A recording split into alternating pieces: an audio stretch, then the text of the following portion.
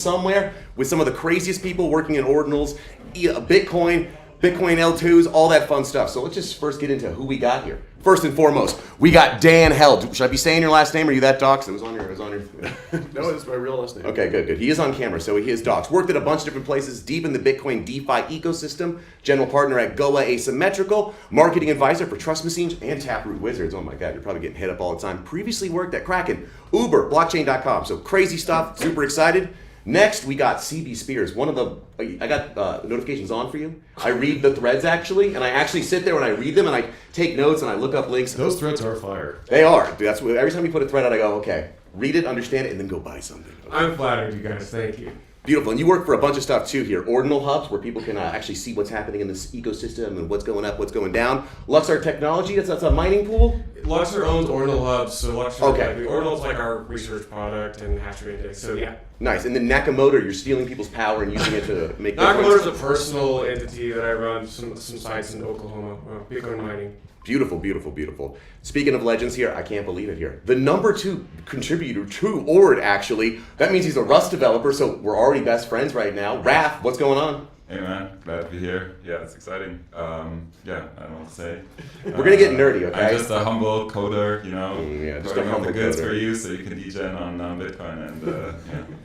Beautiful, beautiful. I was saying, we're always like, we're all in this together and we're just trading stuff. Someone actually has to write the code that we're all built on top of. So we'll dive into that. And last but not least, the person who got me up here today, Bunzi. I've been hanging out with you on the internet for, years now, and all of a sudden you're all over the Ordinal world, and Omnisat is like, the hottest way to be able to swap BRC20s and other things. Is that correct? Yeah, that is correct. It's technically more non-stick. We're getting a little funny before, but yeah. Bunzi, Omnisat, working on an open protocol to swap any tokens that are built on this man's ordinal theory. But yeah, it's good to be here. Beautiful. Also, I forgot to say, Raph's an ordinal theorist. That's the... You can't... I'm a code sculptor and ordinal theorist. Yes. That's good. I hammer away, slave at the granite, to build this nice little code. That's the... Well, I'll just say, in Rust, it is a lot of banging away, against the compiler and all that fun stuff. For sure. Actually, so wait, a new release just came out here. I saw your name all over it. You want to tell us what happened? I mean, this was it's a big release. That's why we made it a release candidate, which means it's a sort of pre-release. We kind of changed the whole structure of how the wallet works, how the server works.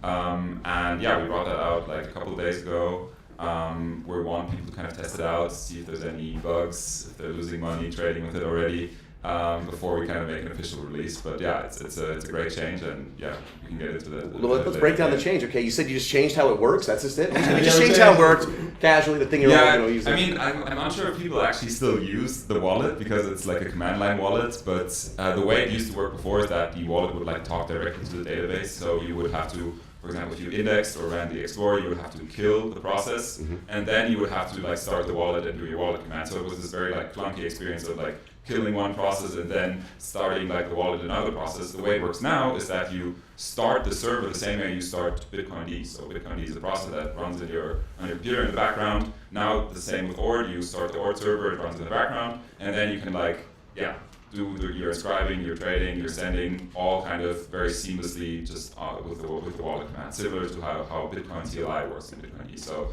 and now the wallet now just talks through the JSON RPC, so it's like talking through this different interface, and it just makes testing a lot easier as well. So we support all kind of chains that Bitcoin has. We have mainnet, we have Rectest, testnet, and Signet, and now you can kind of much easier like spin up a node on Rectest, do some local development, see how stuff looks in the Explorer, and we hope that people can now do more experimentation, build like cool tools like Omnisat. We already talked like that.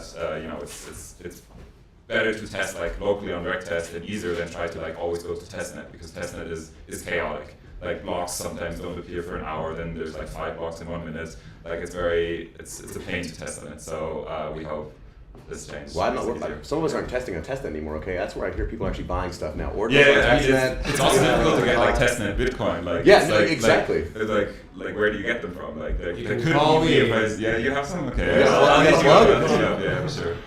Here's the interesting thing about Bitcoin testnet. It's hard to get, and it's, everyone was rushing to market with tools, not using testnet, which is a healthy thing to do, but the market was frothing, people were just wanting deploying straight to mainnet without tech. People were getting racked, and their excuse was, "Oh, it's early, it's new tech." But this new advancement is exactly what it needs. We need SIGNet, we need testnet, we need these tools, especially as we go into more financial tools like DeFi and stuff that we'll get into. Is there's no room for error. So the SIGNet advancement, I mean, it's always kind of been part of Ord. Like from the beginning, we always supported like all the chains, but like now it's just easier to use. Like we also have this new command called Ord Denver, which kind of spins up a Bitcoin in the background, spins up like a server in the background, and just sets everything up for you, and then you just fire away and do your commands. Like there's a bunch of like small little things that are nice. Yeah. Nice. Have you been seeing like more people adopting it? Are you seeing new contributors come in and? Like you mean on the repo? Yeah. So we do these streams every now and then. Like it's been a while. Like we like Casey and me, we used to like work on Discord. Like I used to be in Germany. I still am in Germany, but I would like hop on a call with him on Discord. We would like share our screens and then we'd code together. And it's a very nice way to work because like I can work on something, he can work on something, and I just look up and I see what he's working on. Or when I have a problem, I'm like, hey Casey, can you help me with this like weird Rust thing? And he'll look up to like on his other screen and be like, oh yeah, you have to change that, and then we continue. It's a very efficient way, and we kind of want to emulate that with like share this kind of way we work with other people. So we do like bi-weekly, like every 2 weeks. Every couple of weeks, there's like a coding club. Well, you call it Ordinals Coding Club. Yeah, it's Ordinals Coding Club. And I step in just to help distribute it. Exactly. You know, get the video out there so that Casey and Raph don't have to push any buttons. They can focus on coding. Let the nerds be nerds. And the last coding session, was it? You guys did ASMR edition. ASMR edition, very little talking. Yeah, so normally what we do is like we make it more interactive, like we explain what we did, we go through the commits, we take questions from the audience, but there we were like kind of too stressed and we were like, no, we're just gonna do like the actual way we work, which is like a lot of just us typing on the keyboard and like being frustrated at the compiler. So we didn't take any like audience questions, we just like streamed for 5 or 6 hours and just like people could like jump in, see what we're working on, so they saw our screens. It was very nice, very productive. Okay, well, if it's ASMR, remember, I come from this world too, so what keyboards you guys rocking, okay? What kind of switches you got, right? Yeah. I mean, I have a split keyboard. It's a very basic split keyboard. It's called the Digma Raise. Okay, nice. That's a good one. It's nice because like if you're typing the whole time, like it's nice to like you want your chest to be like straight, you want the posture, so yeah, it's I got a lot of these nice. screens. Yeah. You need an extra camera to just to be your posture. Yeah. Exactly. Like the one thing I'm still missing here is like standing desk, and then my setup. Oh is yeah, absolutely you're at peak nerd. Maybe like a treadmill too. Oh, Have you seen yes, that? I saw Some that. people do Like, that, I did the treadmill desk for a little while, and no joke, one time I hit my head terribly on a desk. I was coding, and then all of a sudden I hit a bug, and I went, huh? And I just went bonk, and I was like, I'm not doing this ever again. Bro, I have a standing desk and I never use it. It's the So it goes up and down, or? It does all the things, but I just sit down when I'm lazy. It sucks. But if you have a standing desk, set a reminder. I would just do like when you get up out of bed, the first thing you do is put the desk up and then stand for the first half That's an the hour. I think that's the way to do it. Thank you. If there's an Yeah. area of Feels good. things, you could do like an IFTT command to like have it just go up randomly during the day. Oh, yeah. Yes, rising while you're working, like, oh god, I gotta do it. No, but for real, I do love how you guys do that. Like building in public, doing open source coding, it is super cool to see that you guys do that because a lot of people just ship code, don't talk about it, and that's damaging to the standard you guys are setting with Ord is exactly what the space needs. So Yeah, we develop slowly, but we do a lot of testing, and like now there's a lot of money tied up in this, so like we have to move slowly. I was saying, you're saying develop slowly. I mean, I keep up with the repo. I'm reading through. Have you ever seen what some large companies it's like developing? It's like literally like, okay, let's hit the project manager. Yeah, okay, yeah, a couple yeah. more weeks we'll get approval. Let's work the KPIs look at the Jira down. board. Yeah, I'll get the Jira board. So like, I don't know. That's the kind of the good, like basically it's me and Casey doing most of the work, and then there's some contributors. But because it's like just 2 people, you have very little overhead of like actually organizing all these different engineers. Personally, I think we could like get one or two more developers easily on to kind of like have them regularly contribute with us. But right now it's really nice, like very efficient, very fast. We churn through a lot of code. It just works for us, yeah. Can you flip that camera on and off? I did not know what happened, but we're gonna see. Like I've got a second one here. I actually am curious, Raph. Like, when did you start on Rust? That's one of like the fun things for a lot of nerds. Like it's the most nerdy love language there is. Yeah, I mean, I started Rust when I started working on Ordinals and Ord. Oh, really? No, Basically, yeah. so I saw that Casey was working on Ord, but back then I didn't know any Rust. It was in the beginning, like March 2022, when he just like started the repo, I saw this repo, I was like, it's in Rust, I don't really know it. Like I knew Go and like seeing all these other languages, but I didn't know Rust. And I ignored it for like 2-3 months, and it popped up again. And then I had some time, and I was like, okay, I gotta learn Rust. So I like sat down for 2 weeks. You don't learn Rust in 2 weeks, but like Of course. I read like the Rust book and like did like some practice things. And then after 2 weeks, I just started contributing, and then Casey and I started working out of that. But See, that's the ones you should have streamed. I want to see you the first 2 weeks Oh, just yeah, going, that's- I fucking hate this. What is like? yeah, it was a struggle. Back then I still had like this really old 2013 MacBook. Jesus. And it was Rust is a compiled language, so it took forever to fucking compile it. So it would always like compile forever. Like the whole kind of loop that you had was very slow. And then like the first money I made, I put into an M1 Max 64 gig, and I was like butter smooth. Like very happy about that. CB Spirits, you don't need the Rust yet? We get. I'm not a developer. Everything's I'm a developer. Well, no, you're distributing them coding, so you got to learn a little bit. Yeah, I run the coding Discord. Yeah, what do you? Well, it's what I do, and it's a superpower to just read documentation and ask people. Like, Wait, you read the docs? The only person. God Hey, the forbid. docs are amazing. The Ordinal handbooks. So much Yeah. better than it was a year ago.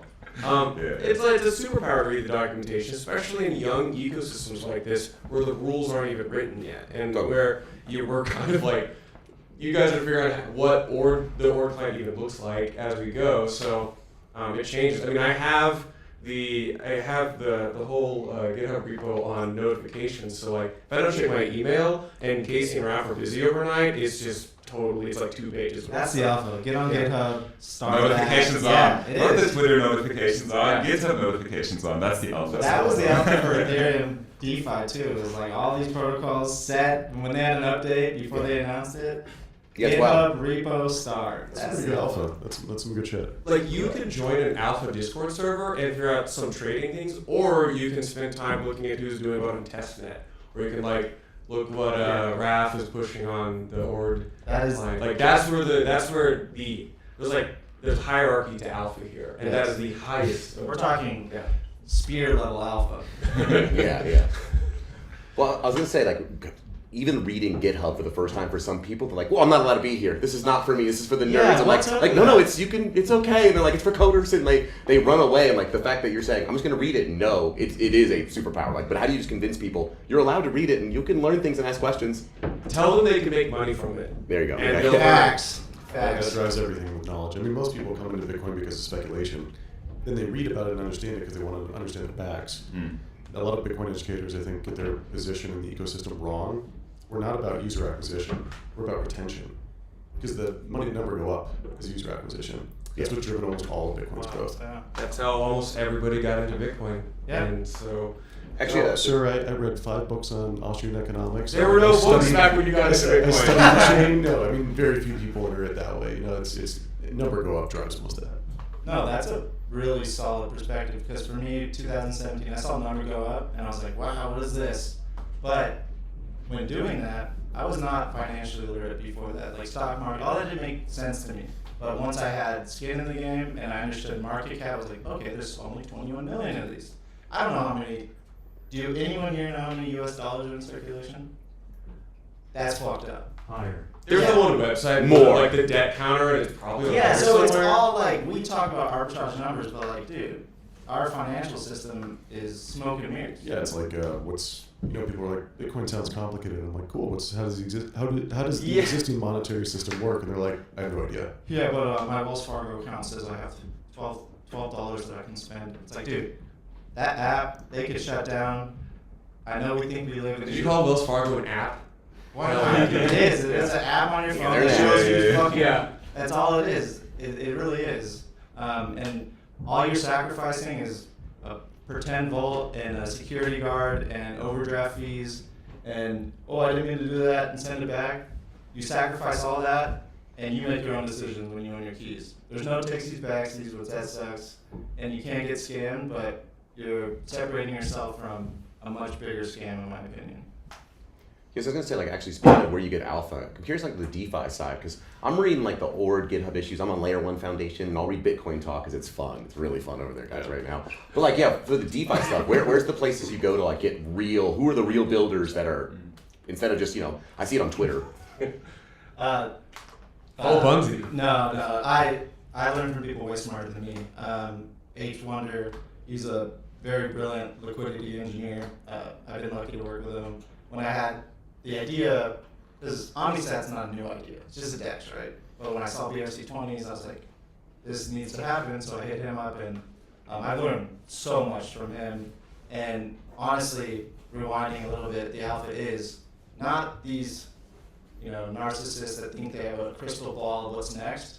GitHub, when code changes and people push updates, their marketing team needs a day or two to make a post about it. So if you watch the GitHub, see what it's doing, and yeah, don't be intimidated by GitHub. They need a better UX UI designer or something. It's crazy because that's what everyone uses, every coder. But it is intimidating. I mean, I'd say like use it too, try it. Like I minted Sats, like when it first came out, because it was the most retarded thing I could imagine. I was like, the unit bias. That's problem. the alpha too.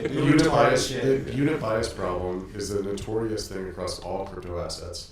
And I was like, this one has the most zeros in it. People are gonna love this. So I actually minted Sats. I got too tired though. So to mint it, I forget what you minted per transaction, but the BRC20 Sats. yeah, like minted You Sats. did? Yeah. Well, I was like the last person I thought would get. That's like a hardcore Bitcoin maxi joke. Is like, well, Coinbase listed a new token called SAT. We're talking about like the Satoshi itself. It's the unit bias problem. Like it's exactly. Yeah. And we're seeing that these play out in the BRC20 asset SATs. Yep. It's like you're so right. The Degen just need a different colored carrot. Yeah, I mean, by the way, do not buy Sats. It's absolutely worthless. I do not recommend anyone buy it. These things are absolute shitcoins. My bag. Sure, but like it was just fun to try it. I was like, wow, this is actually really cool. Like it's an open mint. There's no pre-mine. That feature was actually quite elegant and beautiful. It was fun. It was like using Bitcoin's proof of work in the form of transaction fees, like reusing that to mint something. It was fun. And that's why I think DeFi in this cycle, whatever we call it, is going to be substantially different than on Ethereum. Because we're not going to have these VC reverse exits with tokens, because it was a lot of marketing. Once they released the token, who made the profit was the VCs. We saw it multiple times. Green candle, really strong red, and if it recovered, imagine if you didn't have that really hard red. And how just go up forever.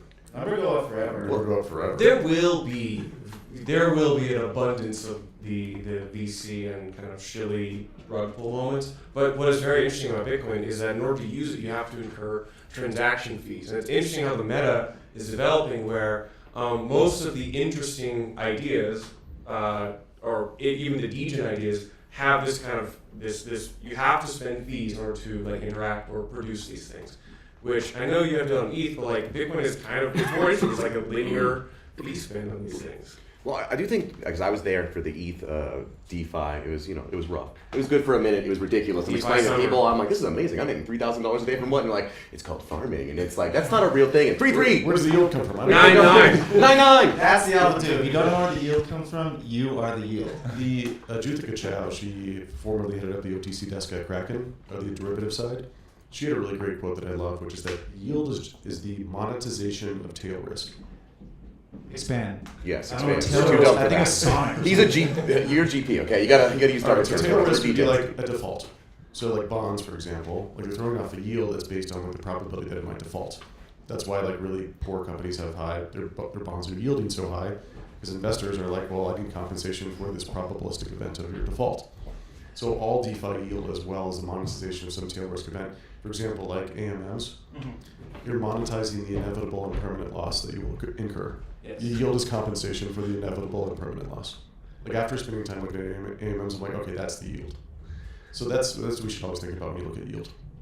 Yeah, I mean, there too, though, is the fees included. Like, if you're going to be holding an asset and you can provide for a pool, I mean, yeah, that is a tangible, real way yield is being, utilized rather than. Well, I mean, AMMs, if the price chopped horizontally forever, yes, you would actually throw off like a nice yield. But eventually one asset's going to move in a different direction. Arbitrage, and there's a lot of elements there, but like, I do think, yeah, I'm excited for AMMs for these shitcoins on Bitcoin. It's very critical for this whole shitcoin ecosystem because that's what enabled Ethereum. These tokens didn't have to go to exchanges to get listed. They could get listed, and all of a sudden, liquidity was just bootstrapped. So on an L2, that'll be one of the big DApp plays on Bitcoin. One of these Bitcoin L2s are going to have a DEX that becomes really popular. Well, I was gonna say when we talk about like I guess like DeFi and coming to Bitcoin in Ethereum, it wasn't just the VCs, right? A lot of it kept getting more and more complicated and more gamified, and eventually it became this thing where it's like you couldn't do the old Ponzi's anymore. And so every time you get an intense white paper that I have to read through, and it was like, no, there's a new twist to it. And eventually it was. I remember at one point I'd do like a weekly call where we go through stuff, and I was like, this is taking an hour to understand how this one thing works, and it's not really innovating. It's just getting more convoluted. And we're starting to see the littlest bit of stuff getting complicated. You've got RSICs, you boost them, you're getting something. Soon it's going to be, hey, listen, you boost them, you transfer them to 2 different wallets, then you get more. And then it's all, you gamify these things. And soon, casino games.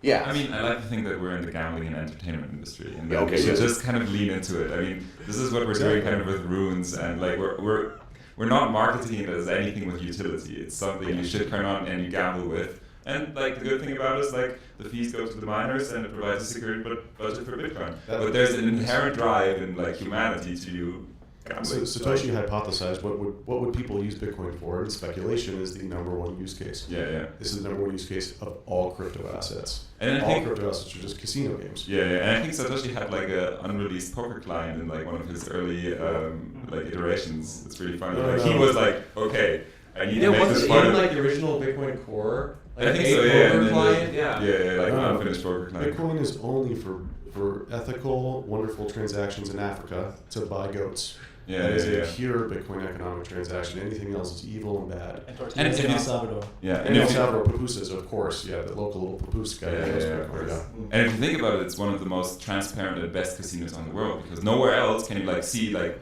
where the house is or where isn't. It's very clean. Like you're like, okay, I'm buying this. I'm buying against a couple other people. There's not really any middleman, like except for the miner. It's 24/7 too. Yeah, it's accessible to anyone. Exactly. Worldwide liquidity, like you can get a lot of money in and out of Bitcoin. Let's give ourselves some credit though. That's what the stock market is as well as something. Of course. Yeah, we're like saying like, oh, well, Bitcoin is this casino, but this is how TradFi is too, man. 100%. And I agree though. I think it's healthy to remind people that this is it's gambling, especially when people lead with token first. You're fucking gambling. And that's it. Period. So something I observed at NFT NYC the last 2 years is that people were thinking in an Ethereum standard because they started to, they bought an NFT for 0.1 ETH, flipped it for 0.3. And I asked them, I'm like, hey, what do you like about Ethereum? Do you like proof of stake? Do you like monetary policy? They're like, I don't know what do those words mean? Oh, I like the trait with the 3D glasses. Yeah, and so then I realized, I'm like, wait a second. And at first I laughed and I scoffed. I'm like, oh, stupid Ethereum people. Then I'm like, oh shit, most of the Bitcoiners are probably the same way. And I did some research. Actually, I have a paper coming out called Casino Games. I've been working on this for a little while. It's kind of like my thesis of Bitcoin DeFi and why it's important. People are still writing stuff? People are still writing stuff. When CD Spears is going to read it. Yeah, like when you look at... So yeah, I'll put a tweet right out on it. oh, you can record it. I'll do a voiceover on it too. But yeah, you've got the casino, which is the Ethereum, the blockchain, and the native token to get in the casino, the chips, are Ethereum. So the Ethereum casino has all these shiny, cool games. It has craps, poker, slots. That's yield farming. That's lending, borrowing. Bitcoin casino, while it's the most populated, it has a couple old rusty slot machines. But people still find it fun enough to stick around. Bitcoin DeFi introduces all these new speculative games, which increases demand for Bitcoin, the underlying asset, introduces them to Bitcoin, and then as educators, we're like, hey, you had fun in the shitcoin casino area. You're not going to cash out your chips and keep Bitcoin. That's your long-term savings account.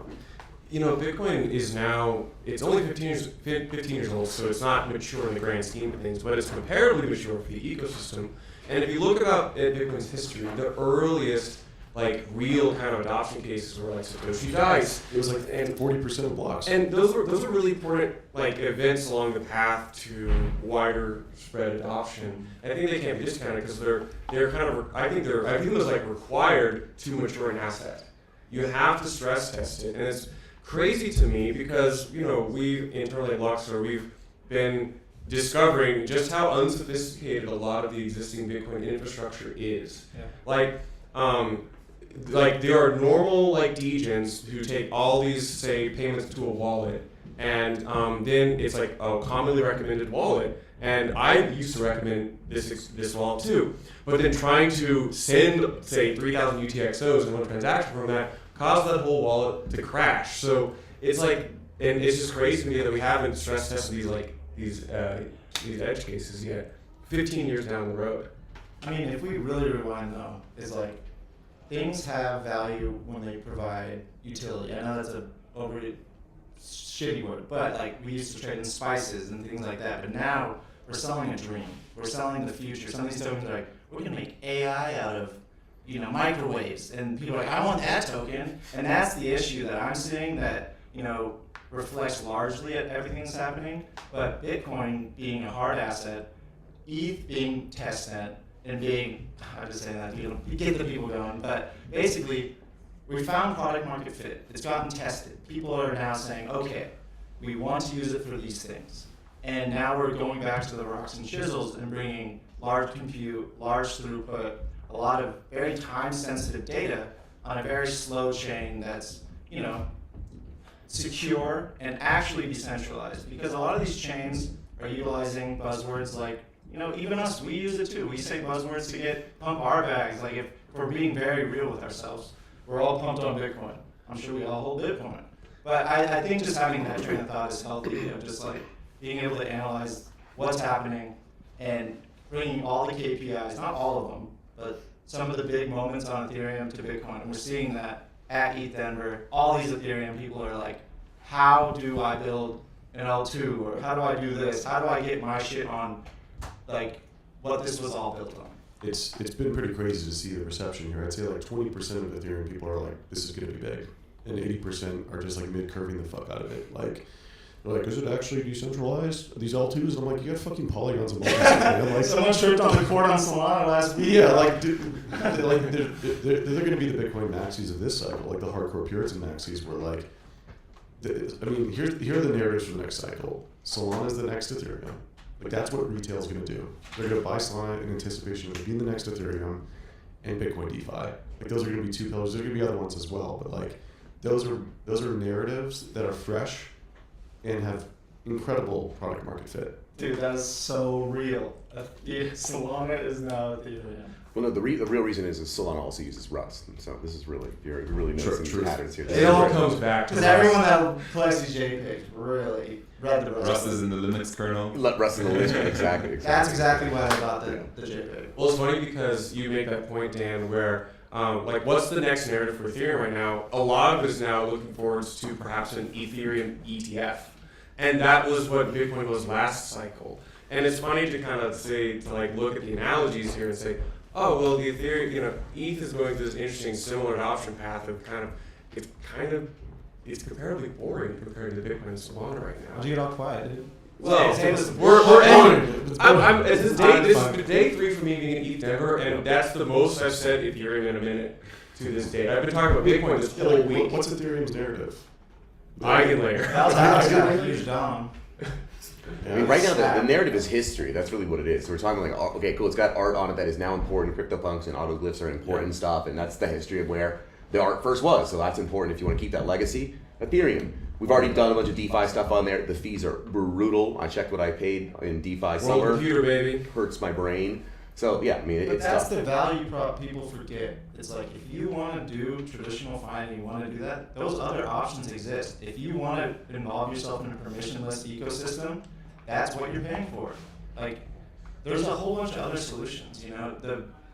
It just bothers me that people sell themselves as a blockchain and kind of steal the decentralization narrative from Bitcoin when that's just disingenuous. It's like, it's just not true, and that's why all roads lead back to it. And like, now we have ego in play. Now we have VCs, like billions of dollars have gone into these founders and these new chains, and we're still talking about Bitcoin. Like, someone that didn't release their identity, had very little outside, like financial, no funding, and you know, similar to what the Ordinal team, why I really respect them. There's a lot of analogies right here. Yeah.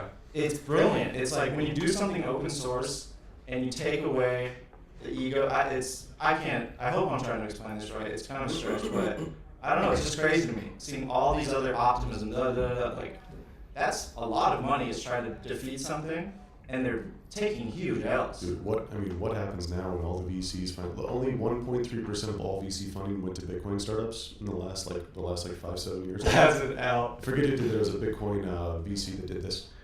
There is about to be a tidal wave of VC money. I mean, so at Asymmetric, we're a Bitcoin DeFi venture fund. and I've been angeling into this space for over a year now. I mean, I can't name the names of the firms, but they're all leading L2 rounds. It's happening already. You'll see the news break in a couple of weeks, but like all the big boys are in. And once that money comes in, that's going to fund the dApps, better UX, more users, more liquidity, more Bitcoin bid, less Bitcoin supply as people borrow against it. And so like, it's going to be pretty amazing. Let's just think about Bitcoin's global brand. You can say Bitcoin, and normies are like, oh, yeah, that fake scammy money. It's fucking Coca-Cola. But you say Solana, they're just like... It is Coca-Cola. Every grandma's like, I bought some Bitcoin. And it's like, what it was, I don't know. It could be any cryptocurrency, but it's all Bitcoin. Yeah, exactly. It's like, stop playing Nintendo, doesn't matter what game it is. Bingo. Yeah. Yeah. I was saying, Raph, actually, it's interesting that the comp we're talking about is about, compared to a lot of other chains, you're actively, developing. Are you going out there and checking, what are the EIPs on Ethereum this week? Wait, what's Solana up to? Or are you just in ordinary Bitcoin land? I wish I just had time even to catch up with all the Bitcoin L2s that are popping up. Yeah. I've never been so time constrained. I have so many things to do.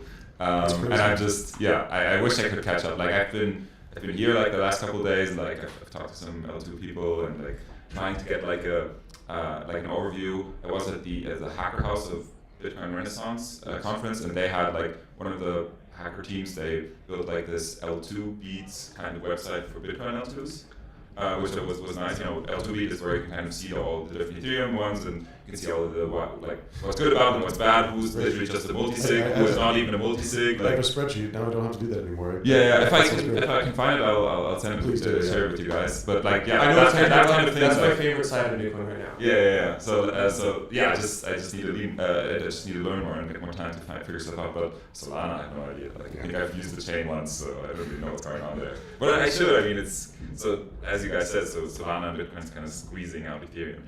Ethereum has no place. It's in the uncomfortable middle between these two. It's not real hard money, but it's also not really fast and cheap. So it's plastic, dog.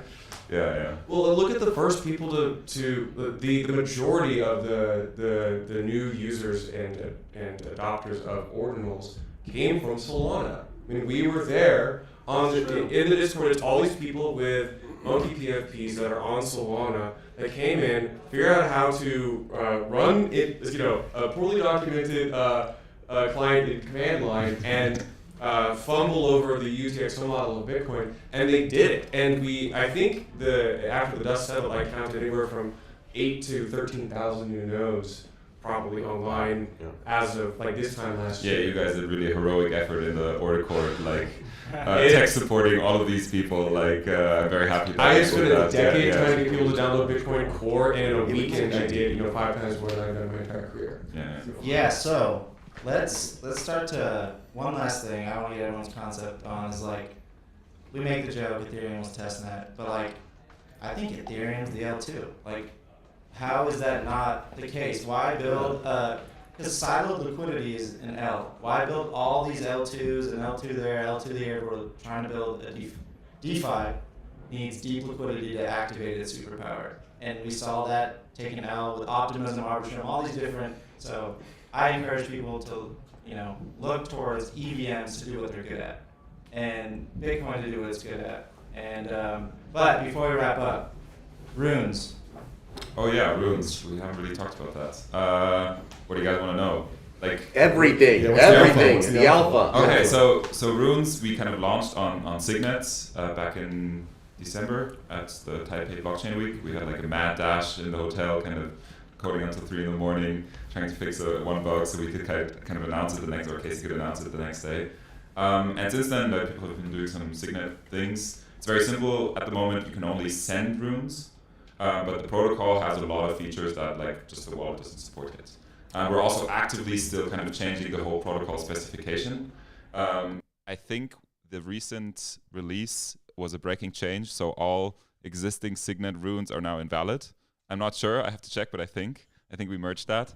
So, which was always promised. I think the initial flag to index runes was, I index runes pre-alpha, I agreed to get wrecked. That you had to pass that in the whole kind of thing to make it very clear that this is a test net and that things will change a lot. Halving is in 50 days, Raph. Yeah, I know. So we're gonna change the encoding one more time. It's where we have a var in encoding, we're gonna change it to a byte string encoding because we found a nicer way to do it.